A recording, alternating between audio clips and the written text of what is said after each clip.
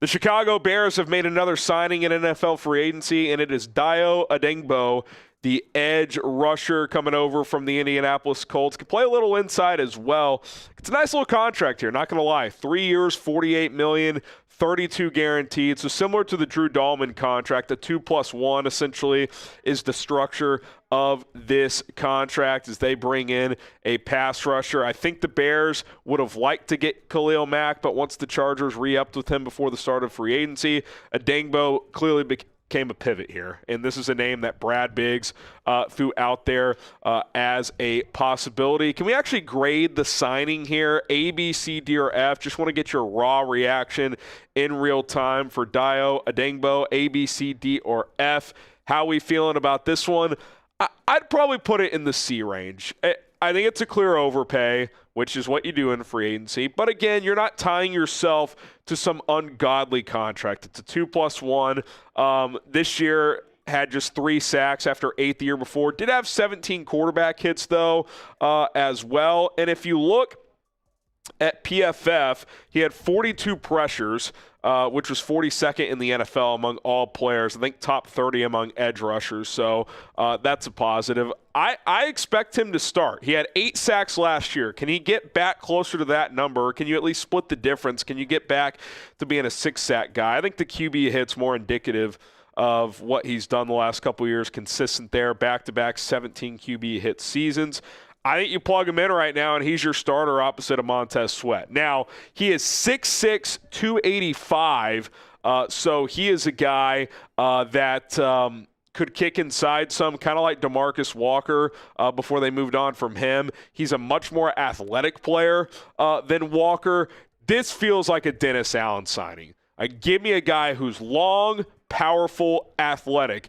His athletic profile is not much different than Cam Jordan's, just in terms of size, speed, power. I think that's what you're looking at here, a guy that the Bears think his best football is still ahead of him. That in a 4-3, he's a better fit than what he's been playing in a 3-4 at times with the Indianapolis Colts. It's a lofty contract, there's no doubt. But it's not like it's Milton Williams getting $26 million per year. I think it's somewhat reasonable.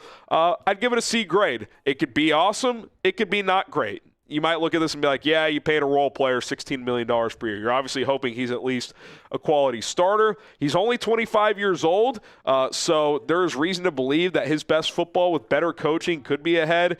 Dennis Allen is a really good defensive coordinator. You've got some veteran coaches on that defensive side of the ball. A guy like Bill Johnson, I think, could help this guy out as well. The tools are there. Can he take the next steps? Can he become a premier pass rusher or at least a more consistent one? I think it's possible, but obviously it remains to be seen. Are you a fan of this move? If you are, like the video. If not, let me know why not in the comment section below. When it comes to Dayo Odeyingbo coming in on a 3-year, $48 million contract, I will say this. This likely is a signal that they are not in on the Trey Hendrickson sweepstakes, because with Drew Dahlman signing earlier today and Odeyingbo coming in now, you've allocated $30 million when you had 40 and change coming into today. I don't think Hendrickson's in play for the Bears. I don't think they're going to go that route at this point in time. Feels like you've made your 2 big signings after trading for Jonah Jackson and Joe Thuney. You bring in Odeyingbo as a pass rusher, Drew Dahlman as well. Now, obviously, more moves are going to happen. You need a number 3 receiver. You could still use a defensive tackle. Other depth pieces, certainly the Bears aren't done. But in terms of handing out big money contracts, I think this is it. I think Jackson and Thuney for what they're making as guards, and then Dahlman as your center and Odeyingbo as a pass rusher, defensive end who can kick inside some. All those guys are making double-digit figures per year in terms of their contracts. Now, they could extend Thuney. They could cut some players, free up some more money. But feels like the big, splashy moves are probably done at this point in time. So we'll talk a little bit more about the moves they've made so far here in just a second. But we have a deal for you guys. Chatsports.com/BearsT. You want to get this sick Nike t-shirt for 45% off? go ahead and purchase it right now. Good looking shirt. You got the orange sleeves, orange text with the logo on the front as well. That link is in the comments and in the description. Usually this shirt is $55. Right now it's $30. 45% off. chatsports.com/BearsT. So Dayo Odeyingbo is in 3 years, $48 million. For those who wanted Khalil Mack, he went for 1 year, $18 million.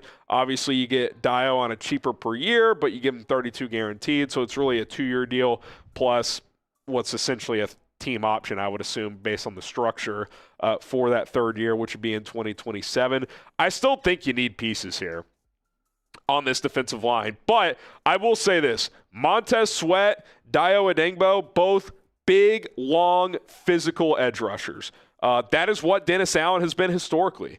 So when you start thinking about the draft, to me, this is a sign plus draft a guy, probably draft someone on day 2. Like, you're probably not going to be looking at a Mike Green, at a Marshall, short arms, probably more of a 3-4 guy. Think Mykel Williams, think Shamar Stewart. I think drafting an edge to get behind Sweat and Odeyingbo, you've got Austin Booker, Hardy is kind of your 5th guy plus special teams. I think that's what I would be looking at the edge position. Getting someone in the draft on day 2 in all likelihood, maybe a trade down in the 1st round, but Princely Umar-Maling is a long athletic pass rusher. JT Tuimoloau, big, powerful. I think he's someone that could fit the bill of what Dennis Allen is looking for. I definitely think you're going to see another investment there, whether it's in free agency or the draft. And then obviously you got to get another defensive tackle as well. Gervon Dexter and Andrew Billings coming off an injury, by the way, you're just going to need more there. I don't view Zach Pickens as some big piece. I mean, if you get something out of him as a rotation guy, great. But whether you add someone in the draft or you get a Javon Hargrave or someone like that in free agency, you're going to have to get a defensive tackle in there as well. Odeyingbo can give you some reps on the inside, but I think he's going to play primarily edge in this scheme, and that is what the Bears are going to do. So there you have it. That's where things sit right now. I don't have the exact salary cap update at this point in time because we just don't know the structure of the Dahlman contract or the Odeyingbo one in terms of the 2025 cap hit. I will hit one more story because I know some Bears fans are still following him, and I'm keeping up with him, obviously. Justin Fields to the New York Jets. 2 years, $40 million, $30 million guaranteed. Good for JF1, man. Listen, that's a big contract for him, as most people in league circles view him as a fringe starter, but great dude, hard worker. We know he's a good teammate, leader, all that stuff. I'm not one of these Fields cultists, but I've always liked the guy, and I hope he does well. Aaron Glenn clearly had a lot of respect for him. Some of Fields' biggest games with the Bears were against the Lions when Glenn was the defensive coordinator, so they clearly identified him as someone they wanted to give a shot to. So he's going to be the starter. I mean, I know they have Tyrod Taylor, but you don't hand out that money without the intent to start him. So he's going to get an opportunity with the Jets. Best of luck to him as he leaves Pittsburgh for the Big Apple. All right, that's going to do it. Drew Dahlman, Dayo Odeyingbo, the 2 big free agent signings so far for the Chicago Bears. We'll see what direction they go in next. Hit that subscribe button. We are live breaking all of this down here on Chicago Bears Now.